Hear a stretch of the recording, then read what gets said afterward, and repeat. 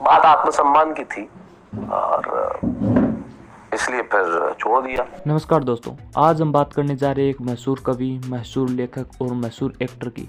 हाँ, हम बात करने जा रहे हैं तारक मेहता के उल्टा चश्मा के तारक मेहता की, यानी कि शैलेश लोढ़ा की। क्या कारण रहे कि उनको ये शो छोड़ना पड़ा, जानेंगे आज के इस वीडियो में। तारक मेहता के उल्टा चश्मा के फैंस बड़े उत्सुक थे ये जानने को कि तारक मेहता ने यानी कि शैलेश लोढ़ा ने तारक मेहता क्यों छोड़ा। आज से पहले कभी भी शैलेश लोढ़ा ने यह नहीं बताया कि तारक मेहता उन्होंने क्यों छोड़ा। हाल ही में उनका एक इंटरव्यू पब्लिक हुआ है, उसके जरिए हम जानेंगे। और हाँ, अगर आपको ये वीडियो पसंद आए तो लाइक, शेयर, कमेंट और चैनल को सब्सक्राइब करना मत भूलिएगा। ऐसे इंटरेस्टिंग न्यूज़ आपके लिए लेते आएंगे हम। देखिए, आज तक तो मैंने ये कभी बताया नहीं था क्या हुआ, लेकिन इशारों में तो कहा था। बात आत्मसम्मान की थी और इसलिए फिर छोड़ दिया। आप घटना जानना चाह रहे हैं जी, और बहुत विस्तार से, हम भी और हमारे करोड़ों दर्शक भी।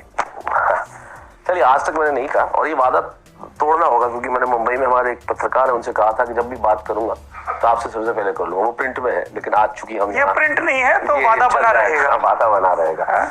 अश्वत्थामा हतो हता। जी, हुआ ये था कि एक सब टीवी पे एक दूसरा शो आया था, गुड नाइट इंडिया।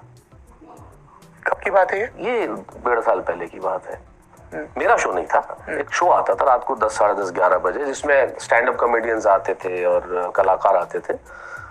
तो उस शो में उन्होंने मुझे बतौर सेलिब्रिटी गेस्ट बुलाया एक एपिसोड के लिए, जहां मुझे मेरे कवि शैलेश लोढ़ा, मैं गया। जाता ही क्यों ना जाता, क्योंकि कवि शैलेश लोढ़ा तो 1980 से कविताएं कर रहा है, और जो कुछ हूँ मैं आज हिंदी कविता की वजह से हूँ।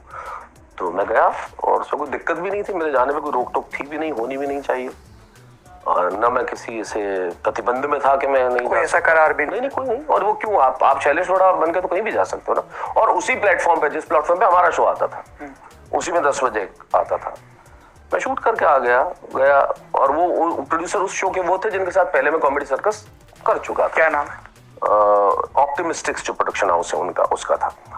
तो एक संबंध भी थे और निश्चित तौर पे कविता है। मैंने वहां जाकर कविता भी पढ़ी जो बड़ी मशहूर है, इन दोनों मेरी कविता हुई, मैं बच्चे ढूंढ रहा हूँ, वो कविता मैंने उस दिन सुना दी। वो लंबी कविता है, और भी कुछ सुना दूंगा, दूसरा कुछ, तो वो जरूर सुना दूंगा। तो अच्छी कविता है वो, तो ऐसा लोग कहते हैं। तो मैंने वहां जाके कविता पढ़ी और शो हो गया। अब उनका फोन आया जिस दिन वो शायद टेलीकास्ट होने वाला होगा, उसके एक दिन पहले। और आप कैसे गए वहां पे? उनका मतलब कि प्रोड्यूसर शो के। आप असित मोदी का नाम नहीं लेते हैं सार्वजनिक रूप से? मतलब तारक मेहता का उल्टा चश्मा के प्रोड्यूसर असित मोदी। उन्होंने, आप बताओ, प्रोड्यूसर बात की थी ना। अरे, मुझे अपने दर्शकों को स्पष्ट करना होता है, असित मोदी की बात कर रहे हैं। वो जो प्रोड्यूसर है, उनका फोन आया। Oh, I love this about you. तो मोदी जी भी कई लोगों का नाम नहीं लेते हैं। कुमार विश्वास भाई आते हैं, वो भी कई लोगों का नाम नहीं लेते हैं। अच्छा, कुमार भी नहीं लेता है? मुझे नहीं, कुमार भी नहीं नाम लेता है। अच्छा, मुझे नहीं पता था इसलिए। तो और आप तीनों ही कवि हैं।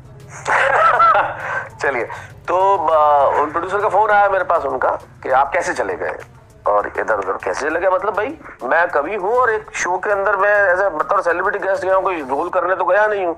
आधे घंटे का एपिसोड है जिसमें मैं सेलिब्रिटी गेस्ट हूँ, जिसमें मैं शैलेश लोढ़ा हूँ। और उन्होंने बड़ी असभ्य भाषा में बात की जो मुझसे बर्दाश्त नहीं हुई।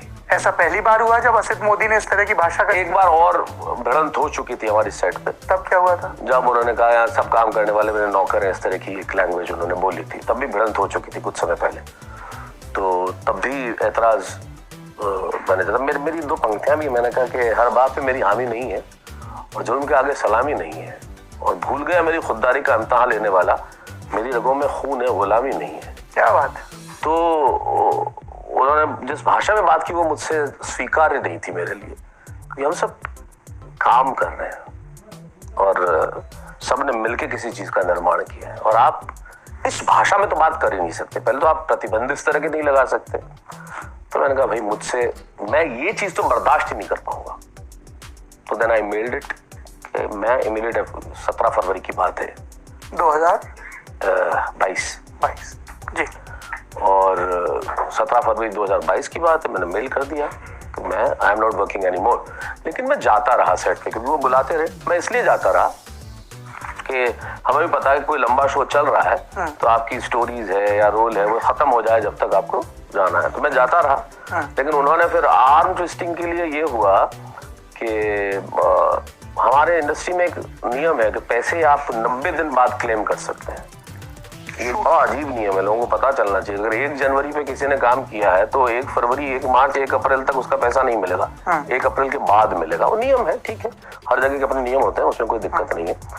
और पर डे पे हम लोग काम करते हैं। तो ये फरवरी की बात है, मैं जाता रहा क्योंकि मैंने कहा पूरा कर लेंगे अपना काम और नया ढूंढ लेंगे, क्योंकि मैं कह चुका हूँ कि मैं नहीं आऊंगा।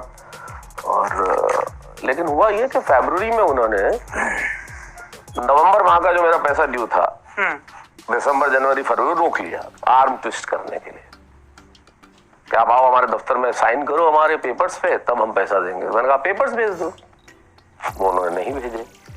फिर मार्च में भी रोक लिया लगातार। तो फिर मैं लगातार काम कर रहा हूँ और आप जानबूझ के पैसा नहीं दे रहे हो सिर्फ आर्म ट्विस्ट करने के लिए। और चूंकि आपकी भाषा मुझे स्वीकार्य नहीं थी, मैं तो छोड़ ही चुका था। फिर मैंने अल्टीमेटली एक मेल किया 5 अप्रैल को, if you do not release this I will not come from tomorrow. अभी तक तो मैं आ रहा था गुड जेस्चर में। फिर मैंने 6 अप्रैल से जाना बंद कर दिया।